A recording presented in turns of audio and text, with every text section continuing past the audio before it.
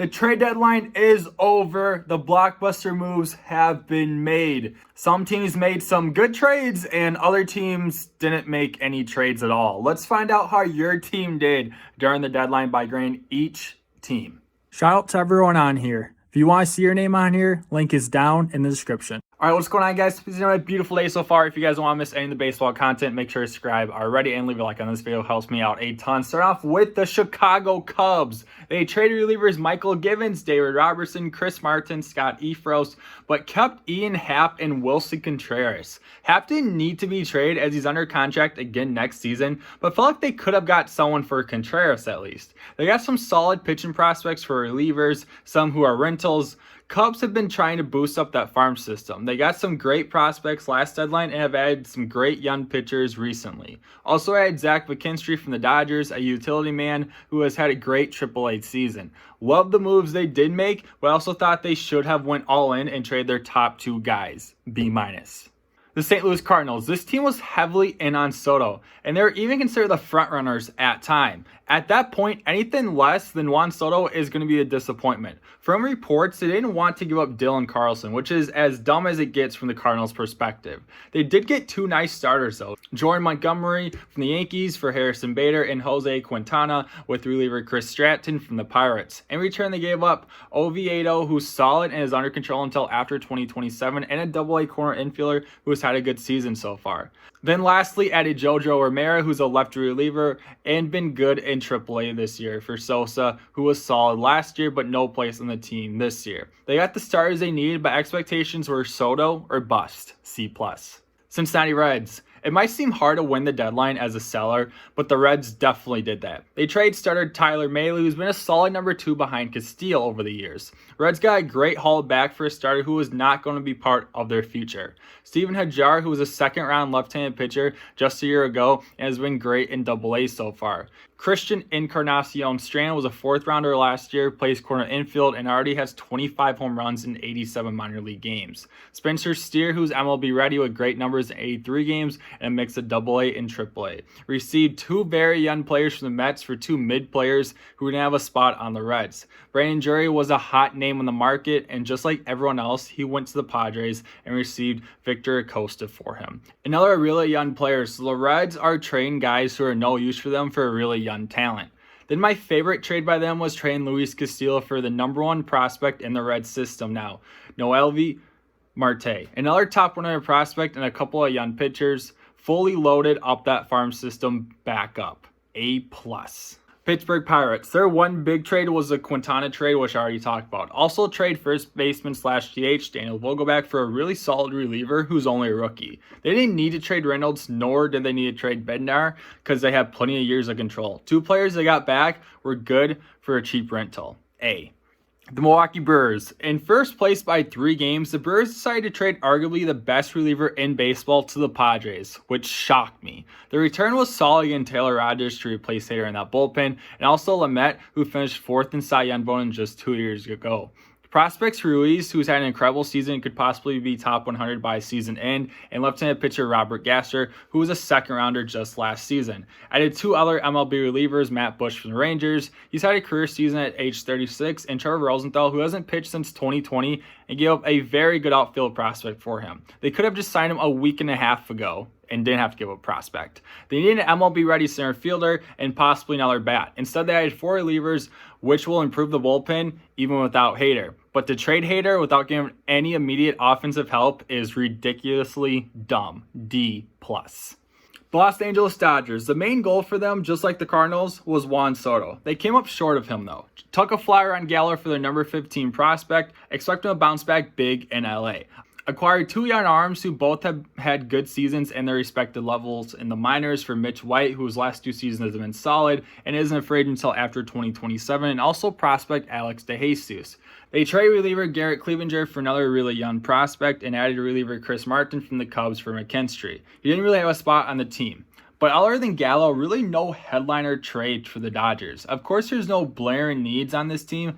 We're just used to the Dodgers getting their guy when they go after him. B. Forget winning this trade deadline. They had one of the best trade deadlines in MLB history. Added Juan Soto, added Josh Bell, added Josh Hader. Soto is a future Hall of Famer, and Bello is still one of the best bats on the market. Landed one of the best relievers in the game, Josh Hader, without giving up any of the guys they wanted to trade for Soto the next day. Then also add utility man Brandon Drury, who has had a very hot market for a good prospect, but he won't be up for another 3 years. Sure, they gave up a lot of great prospects, but they landed Juan Soto for Christ's sakes. Who cares who they gave up? A+. San Francisco Giants. It was a weird position for them at the deadline. They weren't buyers, but they didn't sell their top trade pieces and roll down in Pearson either. They're under 500, yet still in striking distance of the last wildcard spot. They trade Matthew Boyd and Kurt Caselli in a package to Seattle while receiving 2 prospects who are older for their respective levels they are in right now. Also trade Darren Ruff, who was great last year, and although he's dropped off a little this year, he's still been overall solid. In return, they received J.D. Davis, who has shown signs of being a solid player, but hasn't been able to put it together. An MLB-ready lefty pitcher and a 6th and 17th rounder from last year's draft. They also got prospect Tristan Peters for free, so good for them. Thanks, Brewers. Giants probably should have 100% sold, and seems like they just couldn't commit either way. C. There's bad deadlines, and then there's the Rockies. The Colorado Rockies. Someone must have forgot to tell the Rockies they are currently 24.5 games back in the West. Bard is a 37-year-old reliever having his best season, and he's going to be free agent at the end of the year until they extend him for 2 more years. Chad Cole's a free agent after this season. They kept him. And CJ Cron is having a great season and is only under contract for another year. They kept him too. A team more than 10 back in the wild card spot did not make a move. Truly the worst run organization in sports. F-. Arizona Diamondbacks. 2 moves for a team 23.5 games back isn't good, but I guess it's still better than the Rockies. Trade fan favorite David Peralta for a 19-year-old catcher in rookie ball. They also trade Luke Weaver, who was a big part of the Goldie trade, for a rookie who has had his struggles in the majors, but put great numbers in AAA this season from Kansas City. It's nothing that's going to move the needle, but at least they did something, right? B-. The Atlanta Braves. Braves were busy near the end of the deadline, trading for left fielder Robbie Grossman from Detroit. They're counting on him to bounce back to what he was the previous 2 seasons. They made a trade with another World Series contender in the American League, the Houston Astros, picking up Jake Odorizzi for reliever Will Smith. 2 big-name players who have had their recent struggles. Then right at the buzzer, they got the Angels closer Rafael Iglesias and trade Jesse Chavez, who was actually pretty good for them, and Tucker Davidson, who's under contract until after 2027. I wouldn't say they added that Eddie Rosario, Adam Duvall, Jorge Soler type player like they did last year, but they still made some solid moves. B. The New York Mets. Added Darren Ruff from the Giants in a trade I already talked about. Got some bullpen help from the Cubs and Michael Givens. Then also added Vogelbach, who's a nice bat, but I feel like they gave up too good of a player with a lot of control for him. And to end it, got Tyler Naquin and Philip Dial from the Reds, and again, already talked about that. They were rumored to be in a package of Wilson Contreras and David Robertson. They got some alright players, but you'd think they would have added more with the position they're currently in. C. Philadelphia Phillies. They're not in a position to win the East, but they would be in the playoffs right now if the season ended today. So, of course, they bought. They got former All-Star Noah Syndergaard from the Angels for former number 1 overall pick, Mickey Moniak. David Robertson is a great add in the bullpen from the Cubs, and Marsh could be a nice add in center from the Angels, but Logan O'Hoppe is a good prospect to give up for him. They didn't make the big blockbuster trade, but they added at all the positions they needed to. Overall solid and set themselves up nicely to finally reach the postseason. A-. The Washington Nationals. Washington didn't really do anything noteworthy, right? Oh yeah, they only traded generational superstar player and threw in one of the best bats of the deadline in the deal too.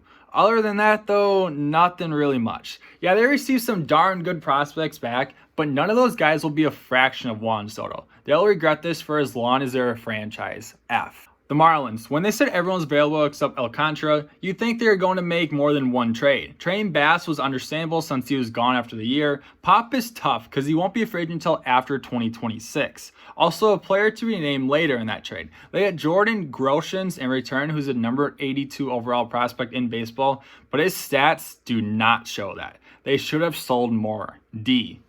Moving to the American League, the Tampa Bay Rays. Tampa has had so many injuries, and they really only added David Peralta. It was a solid add, but was definitely expected more, especially since they were rumored to be in on Wilson Contreras. A couple other small minor moves, but overall very disappointing for a team who's trying to hold onto a wild card spot, C-.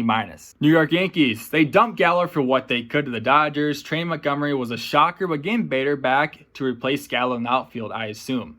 Their big blockbuster trade was getting Frankie Montez and Lou Trevino from the Athletics. Getting Montez made Montgomery expandable, and Trevino may not be having his best year, but he's had some solid years before that. They made some big moves, but it's the Yankees. You always expect more, B+.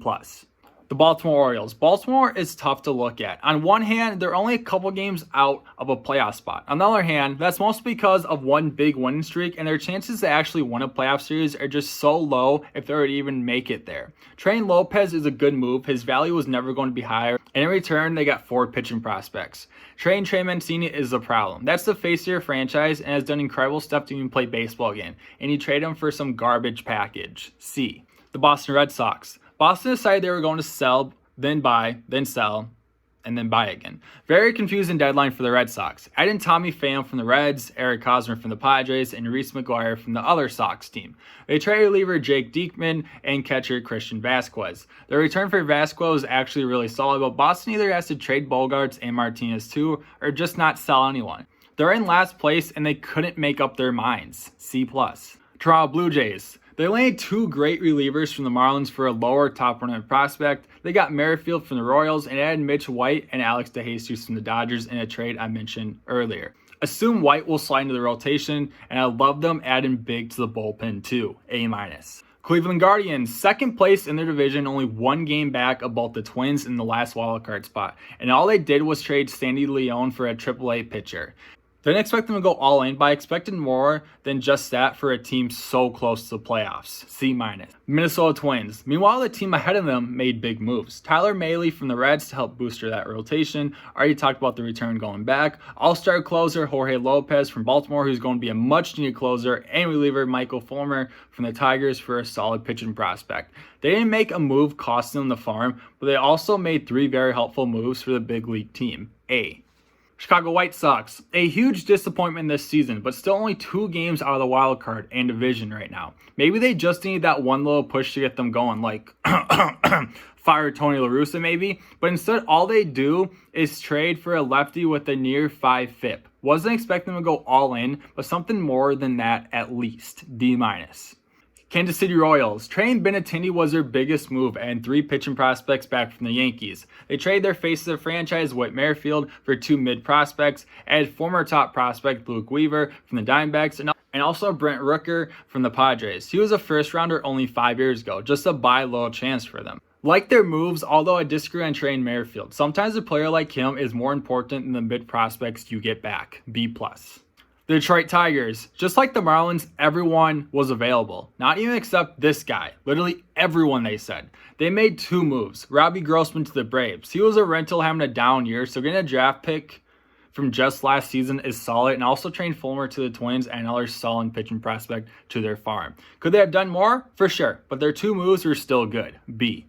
And the last division, the American League West, the Houston Astros. Their division lead is more than safe. Their first round bye is also more than safe. But they still want to overtake the Yankees for the 1 seed in the AL. Added Trey Mancini, reliever Will Smith, and catcher Christian Vasquez. Mancini is an incredible clubhouse guy, and Vasquez is going to help offensively at catcher. A-.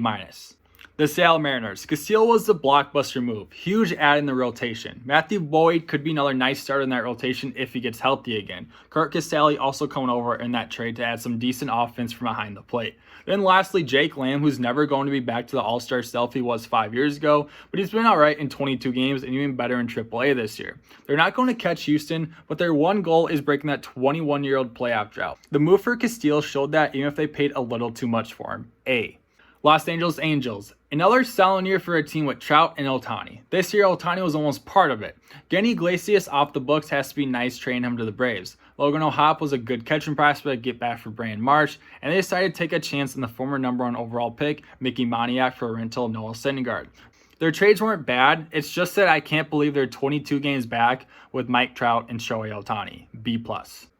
Texas Rangers picked up a solid utility man in Mark Mathias and pitching prospect in Tony Kelly for 36-year-old reliever Matt Bush. But come on, this team had chances to sell a lot more who were rentals like Martin Perez and Matt Moore. They kept both for some reason. They're not even in striking distance of the playoffs. They're 8 back of the wild card, C-. The Oakland Athletics only made one move, but it was a big one, trading Frankie Montez and Lou Trevino to the Yankees. They received 3 great pitching prospects back and a 4th-round middle infielder from a year ago. Yeah, the A's are a bottom 2 team in baseball, but they made a good trade here. A. All right, that's it. How do you guys think your team did? Did I overvalue their trade deadline? Did I undervalue it? Do I have no idea what I'm talking about? You guys let me know down in the comments below. I want to hear your guys' thoughts and opinions on your team. Always loving that insight from the other side. But if you guys still did enjoy, if you disagree, no big deal. If you guys did enjoy, though, leave a like, subscribe if you guys are not already. You guys have a beautiful day. I'll see you in the next video. See ya!